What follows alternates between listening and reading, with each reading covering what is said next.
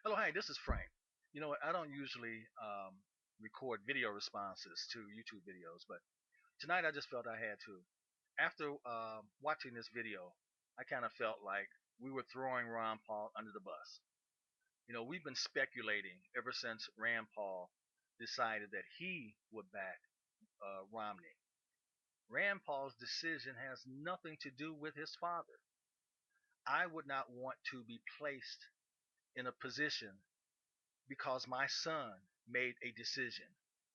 If my son decides that he's going to do something stupid, that doesn't mean that I'm doing something stupid. Come on. Why do we jump to these conclusions? Why do we speculate and speculate and speculate? Just throwing out the sellout question just fuels the friend's thought. Come on. What if is a question we always ask. Why? Did he make a deal? Come on now. Oh man, we talking about we want to give him the benefit of the doubt. You're not giving him the benefit of the doubt by raising these questions. You're not giving him the benefit of the doubt by speculating and saying that, well, he might have sold out, or maybe he made a deal, or maybe the Bilderberg group got to him, or maybe they threatened his life, or whatever. Your speculation in and of itself is just throwing more fuel in the fire for those that didn't want Ron Paul around in the first place. Come on. I'm backing Ron Paul, and I get a lot of criticism for it. You know, oh, I'm supposed to be behind Obama because I'm black. Wow, come on, give me a break. I'm behind Ron Paul because he stands for some principles, and I'm going to stay behind him all the way. Excuse me, until he makes a decision, until he makes a comment. I'm not going to speculate. I'm not going to sit there and play games with the decisions that was made. You have already jumped to the conclusion that he has done something wrong. You've already jumped to the conclusions with your questions. You have opened the can of worms. It's in your hands. Ron Paul didn't open up a can of nothing. You've opened up a can of worms with your questions. You've opened it and you've thrown it out there. You have thrown Ron Paul under the bus. I mean, come on now. This country is going down the tubes. I know it. You know it. We all know it. We know that the policies and things that have happened with Obama is just crazy, crazy. We cannot let this stand. But to sit here and say that Ron Paul is a sellout because of something that his son did, you know, I don't know. Are you a sellout? Are you playing into the hands of the Bilderberg group? Are you making sure that Ron Paul has no say in this by throwing these questions out? Come on.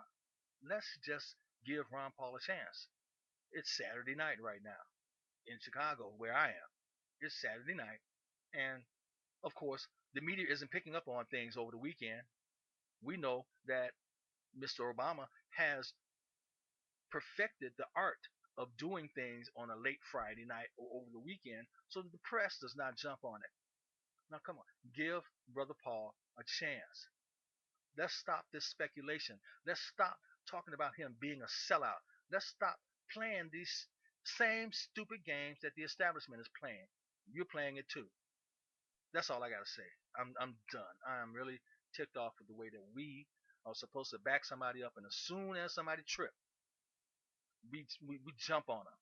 It reminds me of an old Christian song that I heard that they said, "What if I stumble? What if I fall and make a fool of us all? Where's the love? Will you take me back? Will you come on now?" I'm not saying that Ron Paul stumbled, but you are saying that he did without any facts.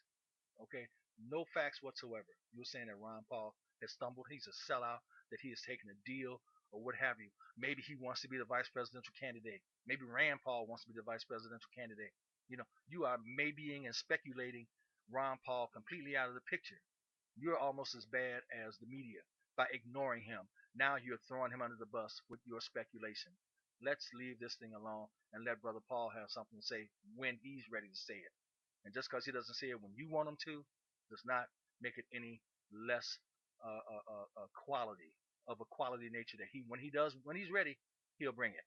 And I'm just talking off the top of the head. I have no script, so sometimes I might say something that's a little off key, but I don't care right now. Right now, I just kind of get sick and tired of the speculation, and that's all we're doing right now, is speculating.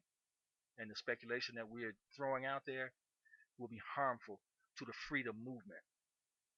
That means if I did anything and I tie myself to the freedom movement because of what I did, well, that's going to throw the freedom movement off kilter. Okay, I know that I am not important. Nobody knows me, but that's basically what you're saying. Because Ron Paul's son said one thing, it reflects on Ron Paul, and that Ron Paul is in complete agreement with him. And while Ron Paul didn't run to a camera right away to say that he agree or disagree with Rand Paul, that means that he has to be complicit in this whole thing. Okay, again, I said I'm through 2 or 3 times before. I am now. This is Frank signing out. Later.